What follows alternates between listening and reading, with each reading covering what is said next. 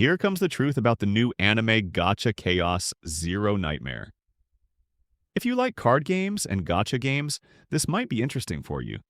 This game is an ambitious hybrid between a roguelike card battler and a modern anime gacha. Developed by Super Creative, the same studio behind Epic 7, it mixes the deck-building style of Slay the Spire with the collectible, character-driven systems of a live-service RPG. Players agree that the game's core mechanics are rich and creative, even if its monetization and technical polish leave much to be desired. At its best, Chaos Zero Nightmare stands out for its combat.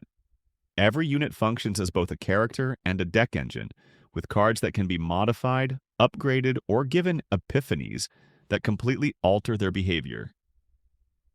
Instead of static skill rotations or fixed kits, each character's deck can be rebuilt from the ground up, which allows even lower-tier units to become incredibly strong through experimentation. Players describe how combinations of characters and neutral cards can create endless synergies. Someone might turn Owen into a bruiser who shields allies, or build Rena around looping bullets that she discards and retrieves in flashy combos.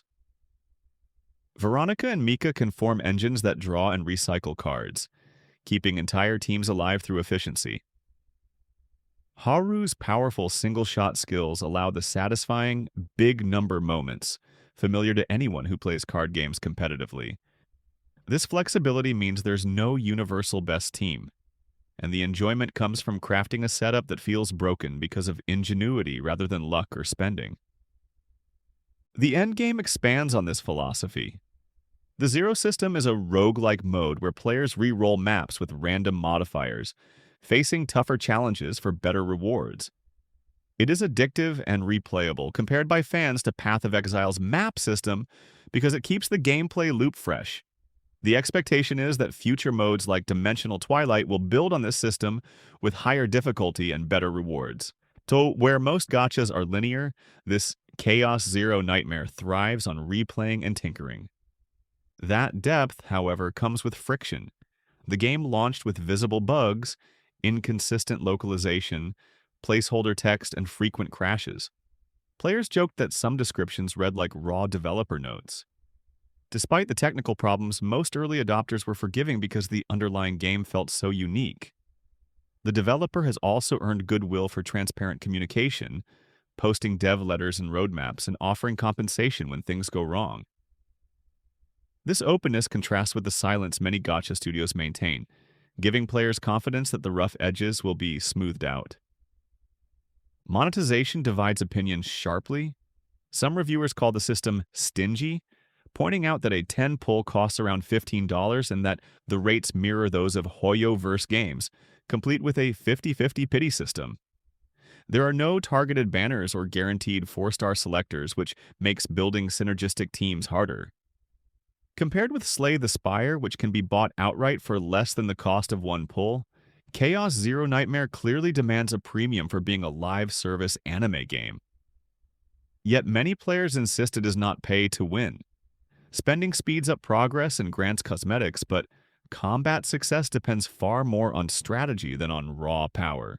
The holographic foil system, which lets collectors chase shiny versions of cards like they would in real trading card games, is a good example of monetization done right. It offers prestige without creating an advantage. Light spenders find value in the monthly pass and battle pass, while free players can still earn nearly everything through play, though at a slower pace. Free-to-play progression is possible but demanding. The stamina system limits how many activities can be done each day, and farming high-end materials for potentials or gear can take days. Leveling new characters consumes large amounts of resources, which discourages experimentation. The community hopes future patches will add stamina refills or cheaper costs, as seen in Epic 7. Despite this grind, the game remains playable without spending, because success comes from mastering the card system. Clever deck building can compensate for weaker stats, which is rare among gachas. Dupes or duplicates of characters are another hot topic. Getting a character's second copy often unlocks new mechanics, not just stat boosts. For some units, the difference between one copy and two can completely change playstyle. This design reminds players of Honkai Star Rail, where key mechanics are locked behind expensive constellations. Developers have promised universal dupe tokens as seasonal rewards to reduce that pressure, and veterans of Epic 7 point out that similar systems there became quite generous. Outside of combat, the social systems are quirky but awkward. The affection feature, where players build relationships with characters, feels unnecessarily random. Characters must appear for dates, or players have to deliberately make them break in battle to trigger rehabilitation events that increase affection. Fans joke about emotionally abusing characters for progress, a clear sign that the system's design is clumsy. Other pain points include high energy costs for gear farming, lack of skill previews, and the inability to test characters freely before investing in them. Comparisons to other games appear throughout the conversations. Against Slay the Spire, Chaos Zero Nightmare feels slower and less streamlined. Spire's one-time purchase provides tighter pacing and faster runs, while Core Zero Nightmare adds Gacha grind and long animations. Yet Chaos Zero Nightmare offers combat that is undeniably deeper, offering strategic possibilities no other gacha game currently has.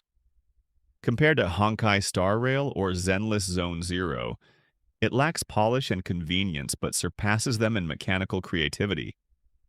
When stacked against Epic 7, it represents a clear evolution of design, a move away from turn-based number racing towards skillful deck play.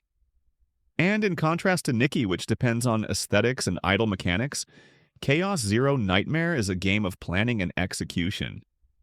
It is a niche title for thinkers rather than idle gamers. The launch community reflects this duality.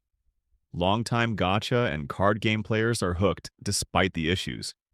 Content creators like Vulcan, Sue, and Cosmic describe playing obsessively, losing hours to theory crafting. They appreciate that this game isn't another copy of a successful formula, but a genuine attempt to merge genres. They acknowledge the translation errors, the crashes, and the grueling stamina costs, but they also describe a constant desire to return to the game because of how satisfying it is when a deck comes together. The excitement of building a combo that feels unique outweighs most frustrations. Their hope is that the developers keep communicating and refining the systems because the potential is immense. Critics such as True Evil offer a contrasting, grounded perspective. From a consumer standpoint, they argue that this game embodies everything wrong with the current live service market. Slow pacing, expensive summons, and gameplay that could have been sold as a polished $10 indie title rather than a grinding gacha. The absence of autoplay or mid-run saving, combined with the repetitive grind, makes it hard to recommend to casual players. They frame it as a game that values monetization over player convenience. Still, even this critical take admits that if one focuses purely on the design and not the gacha shell, Chaos Zero Nightmare is one of the most mechanically impressive mobile games to appear in years. Chaos Zero Nightmare is a flawed but fascinating project. It's not pay to win in the traditional sense, but it is expensive and demanding. Its combat is slower than other mobile games, but far more engaging once mastered. Free-to-play players can enjoy it deeply, yet they must be patient with grind and bugs. Compared to the rest of the genre, it trades polish and generosity for creativity and depth.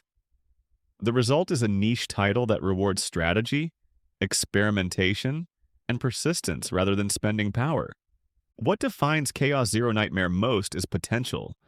It stands as a reminder that gacha games can be more than idle time sinks. They can be true games of skill and design. Its systems invite endless tinkering, its characters allow expressive deck building, and its roguelike loop offers a lasting challenge. If the developers continue to communicate openly, fix the technical issues, ease the stamina economy, and balance monetization, it could evolve from a rough but intriguing launch into one of the most respected titles in the genre.